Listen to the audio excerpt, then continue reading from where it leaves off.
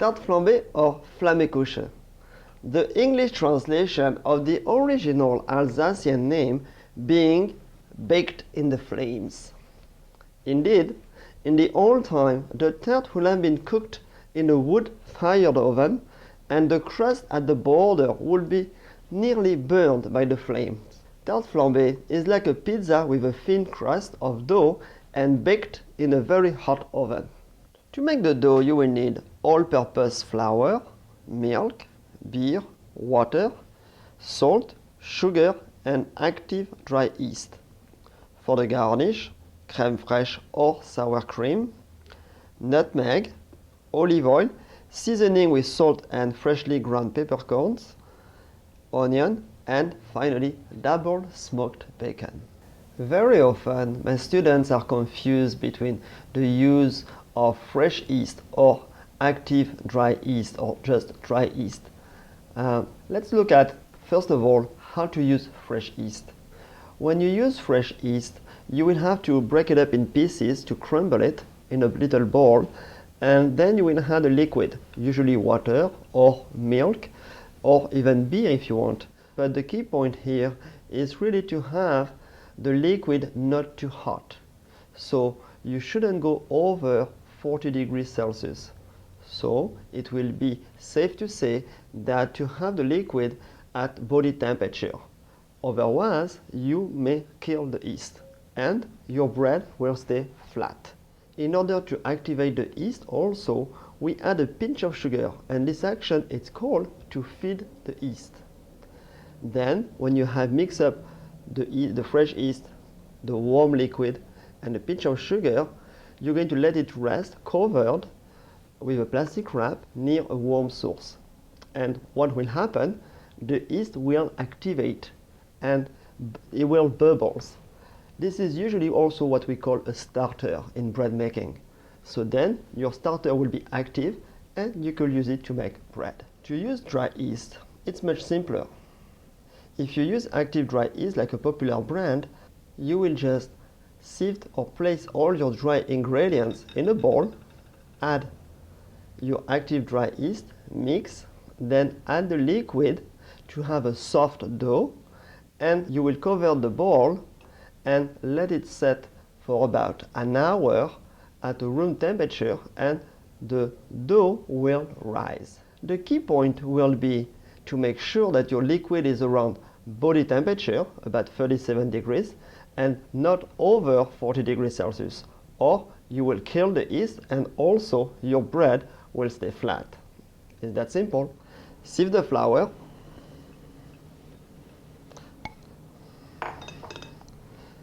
By sifting the flour, that will make it light and also it will break down the lumps.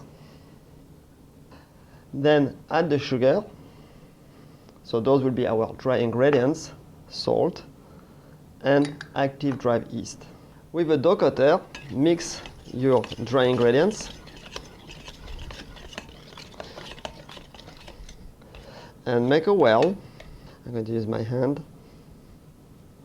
To the well, add the beer and work the beer a little bit with some flour, then add the milk.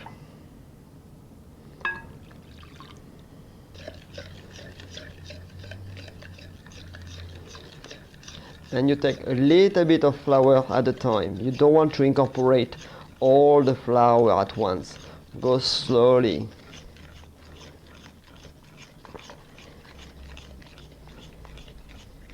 Then you could start to add your water. So make sure that your water is warm, not too hot, near body temperature. I'm going to add only half for now.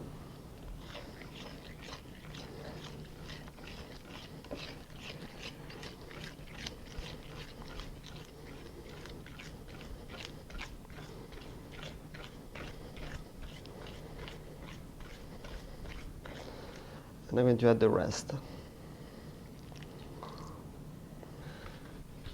When your dough it's pretty dry and it starts to get hard, then you could take it out. So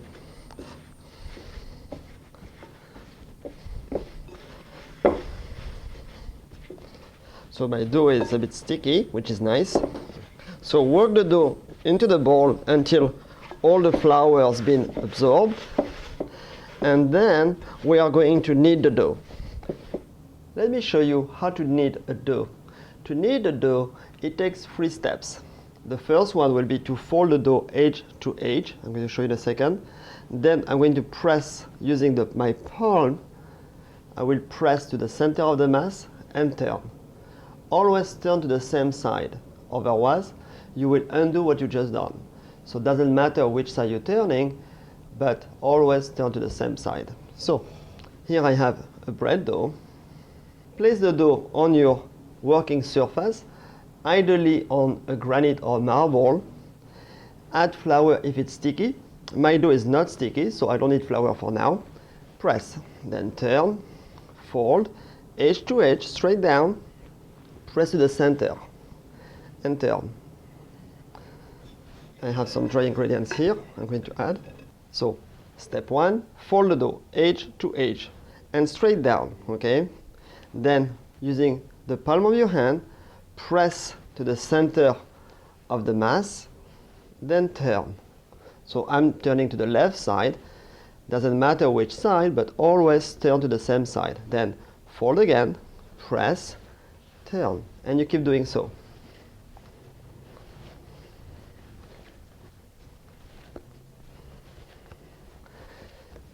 Put a little bit of flour on your hand. So now I'm kneading my dough until it becomes very smooth and elastic. And not too dry. It should be slightly sticky, you know. Knead the dough for about 10 minutes. I know. At least 5. But 10 minutes, it's a good number. It's going to be your workout.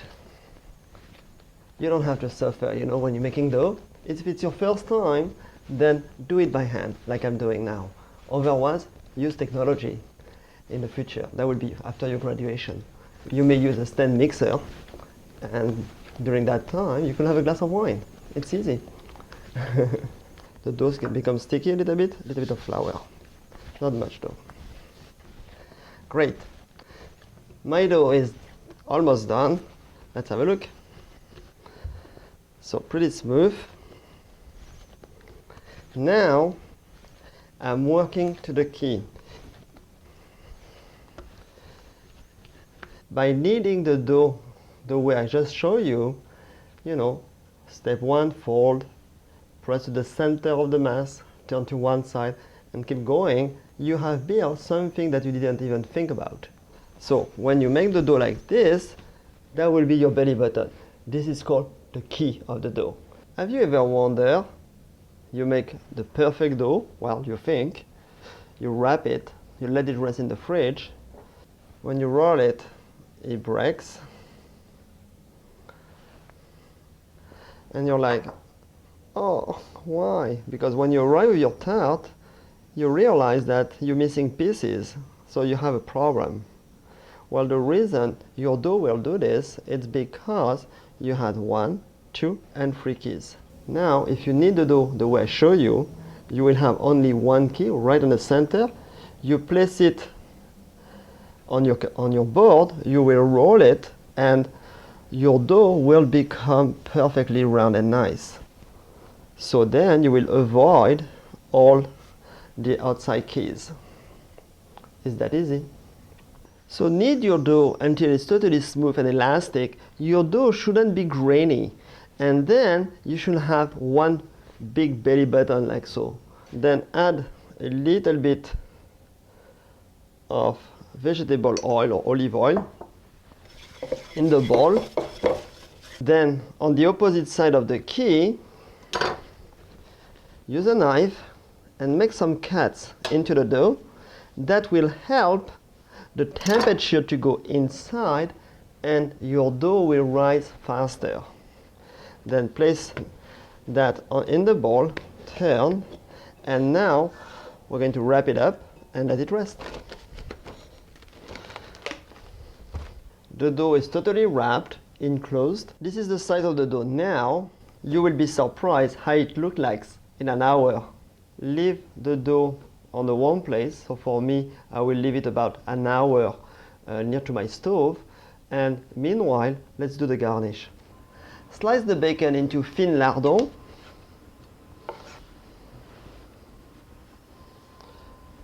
Then slice the onion. Cut the onion in half. Remove the core.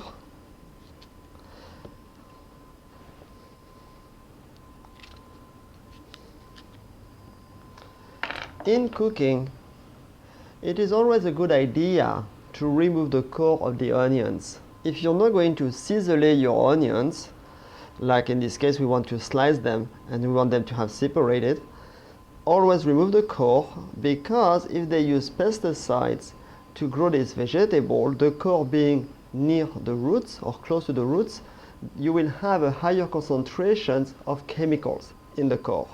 Also, it's a very good idea to take it off. Of course, I'm using organic onions. Now, I place my core away from me and I'm going to cut it up. We call that cut émincé. Then place it down because you cannot hold it too much, and then slice it up. So try to cut your onions as thin as possible. Okay, like a millimeter thin. The finer the onions are cut, the better it will be. Let's cook the garnish. Heat a large skillet on medium-high heat. Then add the bacon. Spread the bacon in the pan to a thin layer. Fry the bacon for about 2 minutes, stirring from time to time.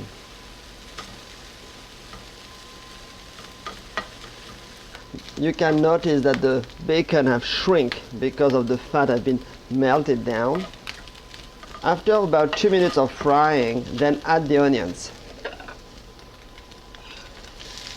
Add the oil. Mix well and cook for another 5 minutes on medium-high heat, stirring from time to time.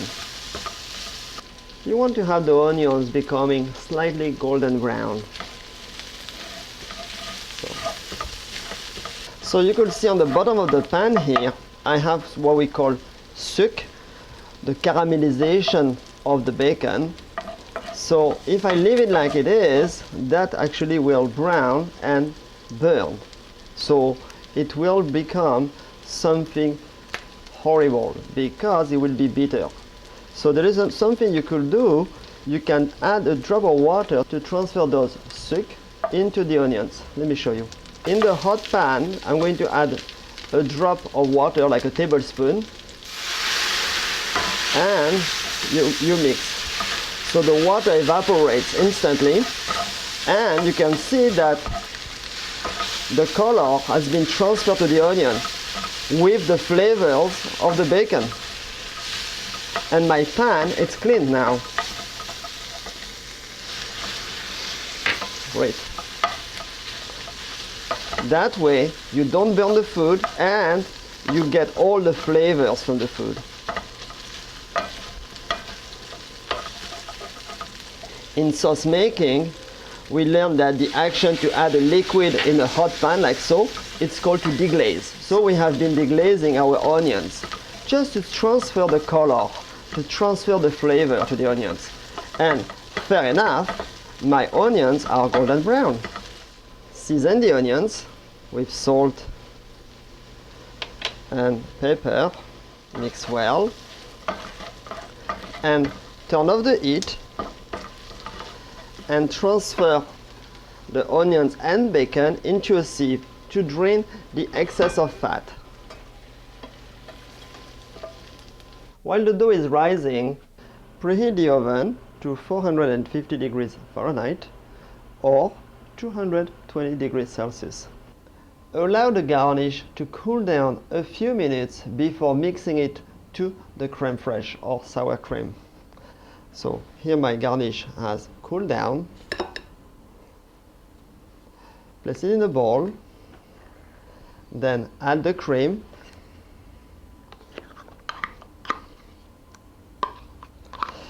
If you don't know how to make crème fraîche, we have movies available to do so, because you can make your own crème fraîche.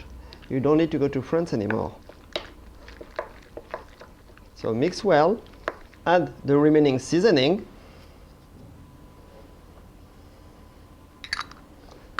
and few grates of nutmeg. So nutmeg, and it's a spice that has a wonderful flavor. Mix well, then taste.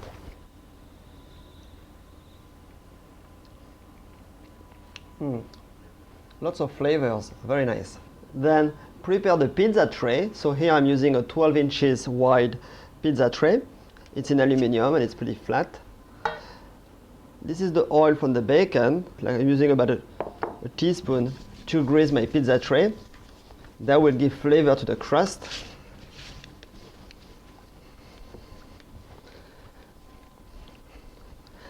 And let me wash my hands and I will show you the dough. The dough has doubled. Under the action of the yeast, the dough has risen, and you can see some air bubbles into the dough. It is essential to wrap well the bowl to enclose the moisture of the dough into the bowl. Otherwise, the dough or the surface of the dough will crust a little bit and harden.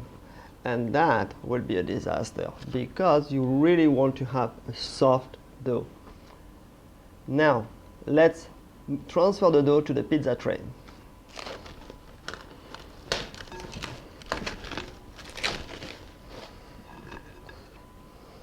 So because we grease the bowl, it's not sticky to the bowl. Then we're just going to punch down the dough. And just push it slightly over if you want. Perfect. A little bit more here maybe. Good. Then transfer the garnish into the dough. Spread it evenly.